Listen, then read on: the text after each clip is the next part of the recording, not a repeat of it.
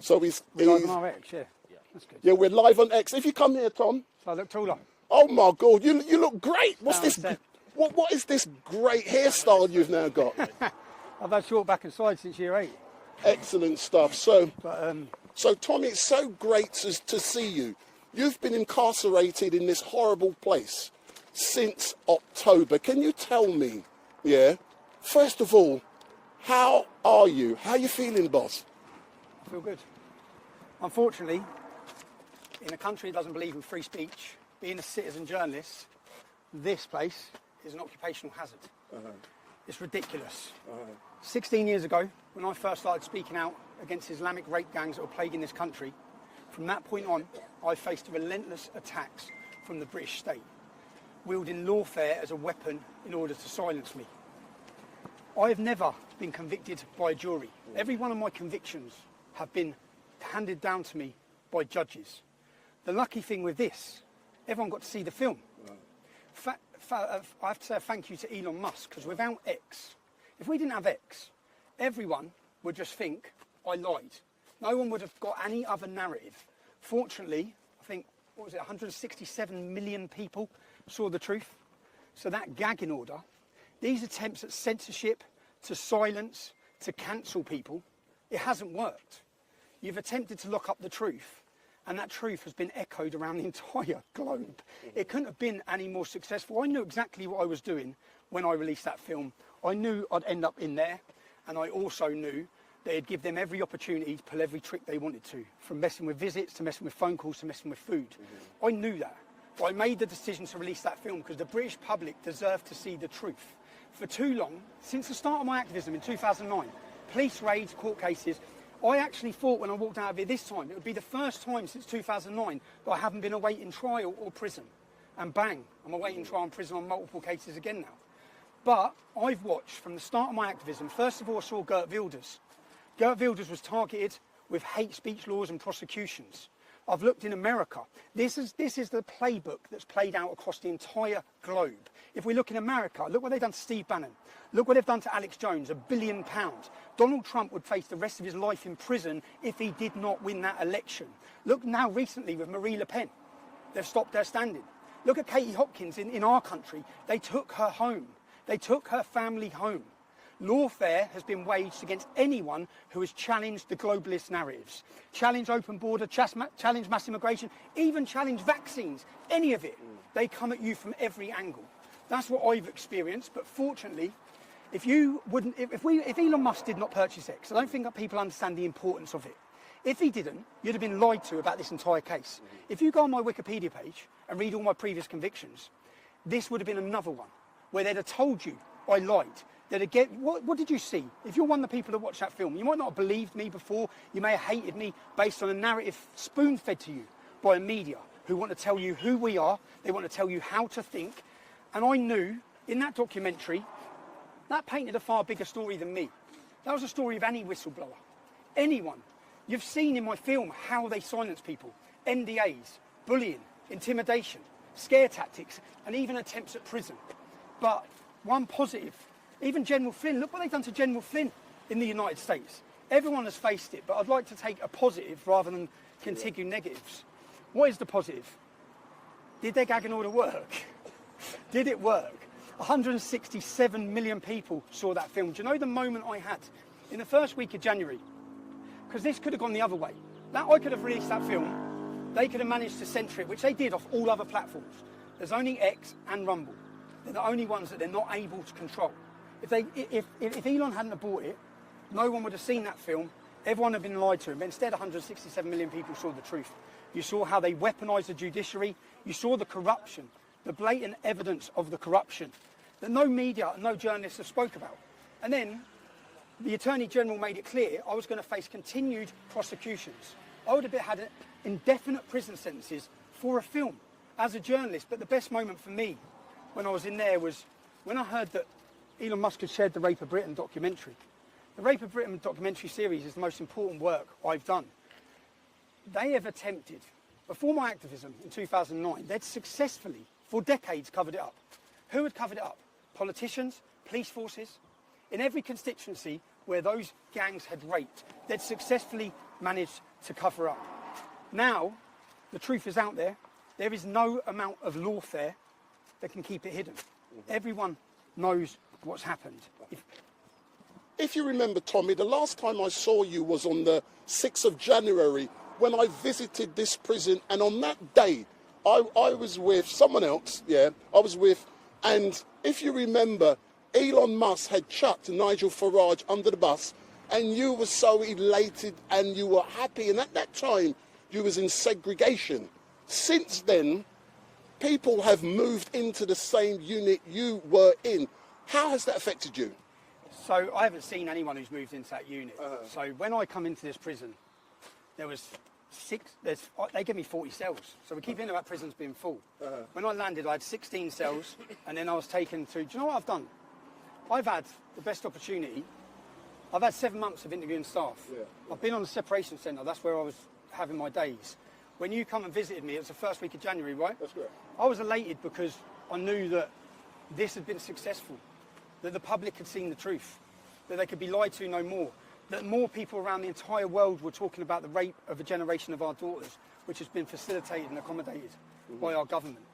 So, yeah, I'm just... On the 5th of June, you will be appearing in Westminster Magistrates Court charged with an offence.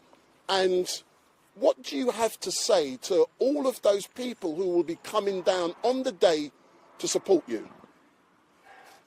You saw how they politicised the courts and the judiciary against me, but what you saw last summer was Keir Starmer, and it's now been proven as lies. When the riot started, Keir Starmer came out and said it was the far right, it was the English Defence League. That's what the police and the government has said. Now, we now know, it's proven, there was no far right, there was no English Defence League. The English Defence League ended a decade before it. But what the bigger picture is that the mainstream media act as a weapon of our state. So when Keir Starmer said that, journalists from the Daily Mail travelled to my family holiday, where I was with 3 or 4 other innocent families enjoying a break. They photographed my family. They ran a headline saying, instigating riots from his sunbed. Now, everyone knows I didn't instigate riots. There's no truth in that. But as the government was spreading one lie, the media stepped in to push that lie to the whole world. 10 million views that had. When that article went out, they photographed my children. They photographed my ex-wife. My family have death threats and serious threats of harm against them. They gave the location of where they were. That's not journalism. It's harassment, it's persecution, and they put a target on my family's back. And at that time, when they were blaming the far right, everyone saw how the courts were weaponised over a 48-hour period, where angry British citizens, justified anger, because £15 billion has been spent housing men who have invaded this nation.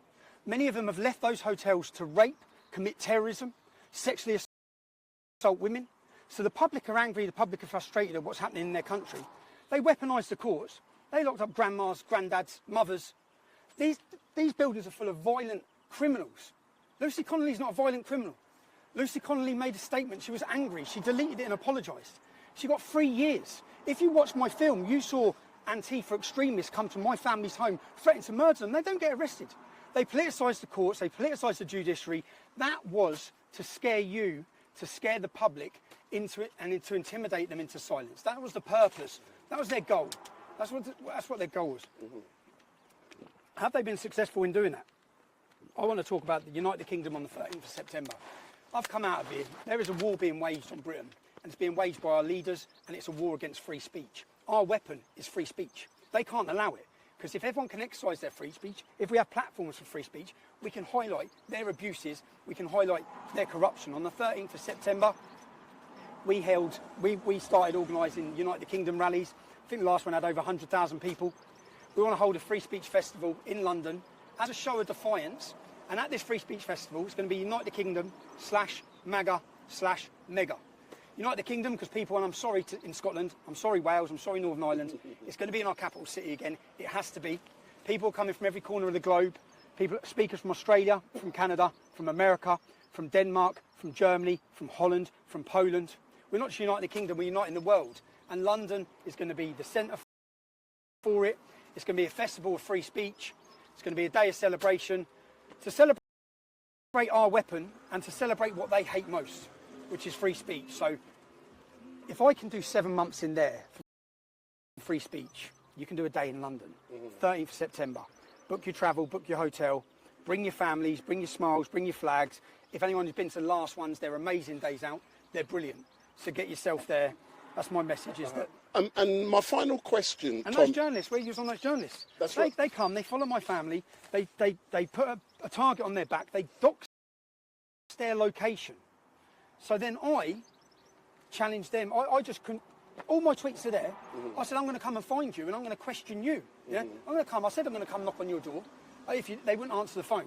I'm going to come and knock on your door. So if you look, if you've followed my story in the last 18 months, just in the last 18 months, in the last 18 months, I went into London to attend an anti-Semitism rally and I was targeted by the police as a journalist. I was violently attacked. I was pepper sprayed at point blank range. Then I was arrested. I was charged. For 6 months, I was banned from my capital city. It cost £40,000. We won the case. The judge found that everything they'd done was unlawful. No one gets punished on their side. I had 6 months not allowed into my capital city. I didn't get the £40,000 back. We didn't get any of the money back. We had that. Now, I've just had an 18-month prison sentence for making a documentary as a journalist. 18 months in prison. Counter-terrorism. Counter-terrorism detained me the day after a £100,000 celebration. I was detained under counter-terrorism legislation where they told me, we don't suspect you of any crime. We know you're not a terrorist, but we want access to your mobile phone.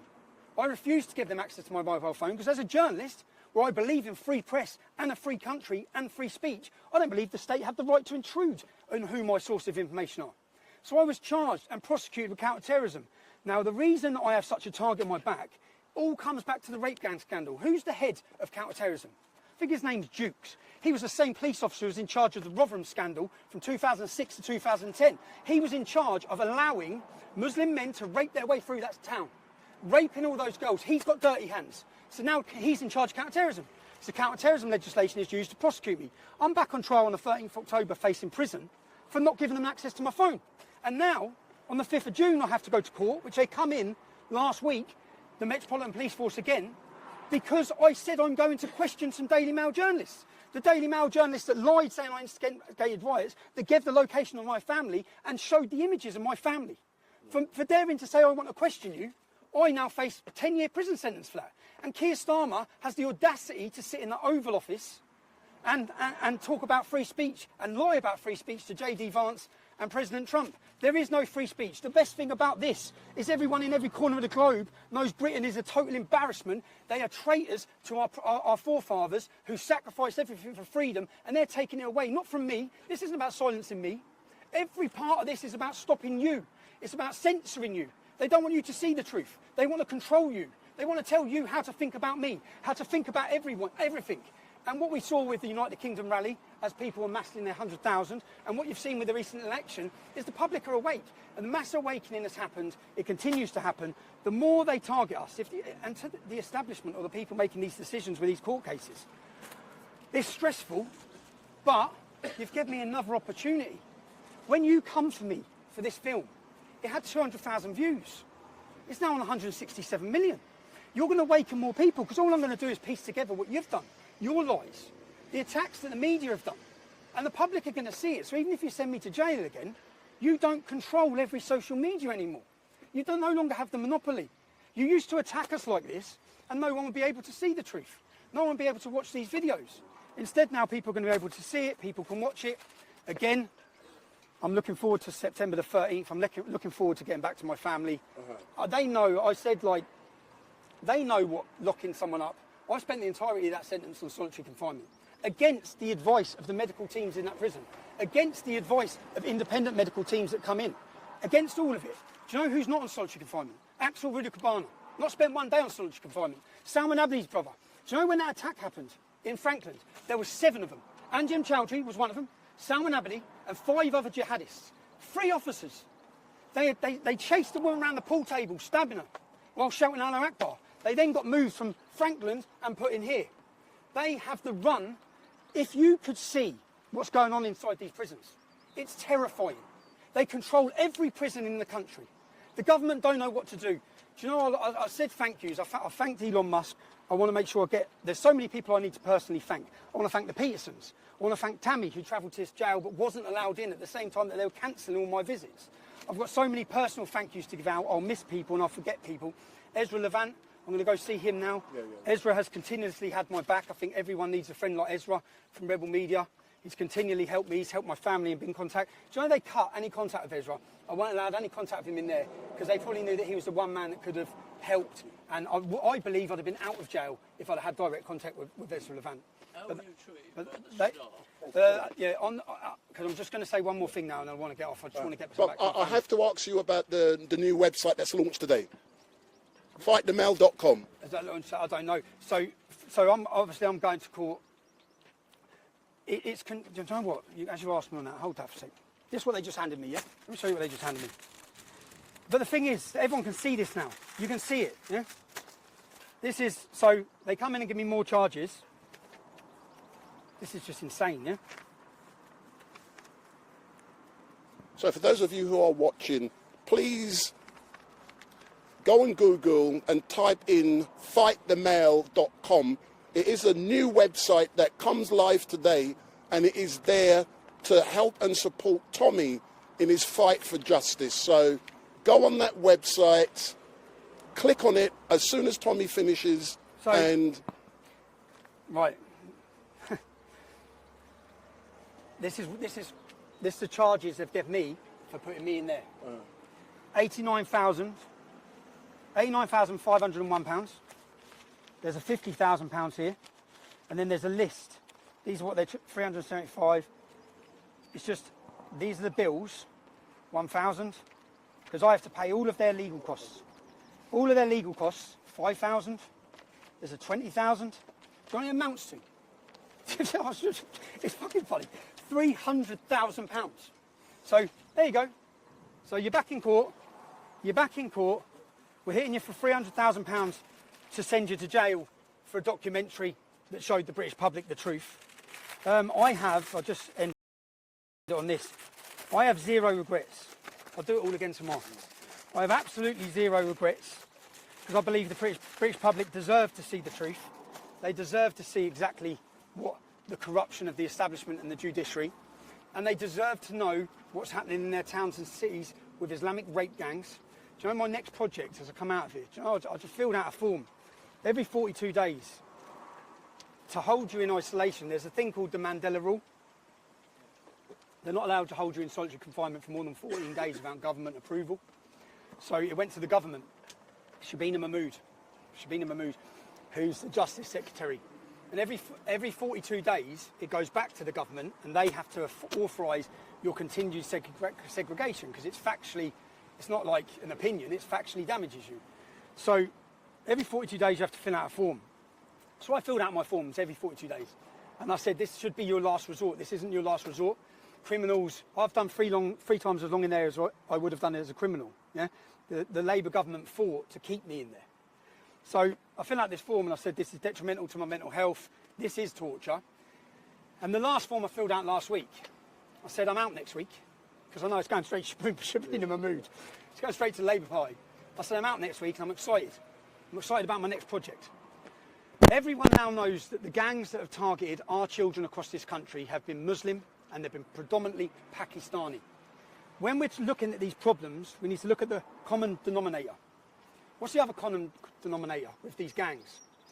In every constituency that they raped, it's Labour. Every single one of them.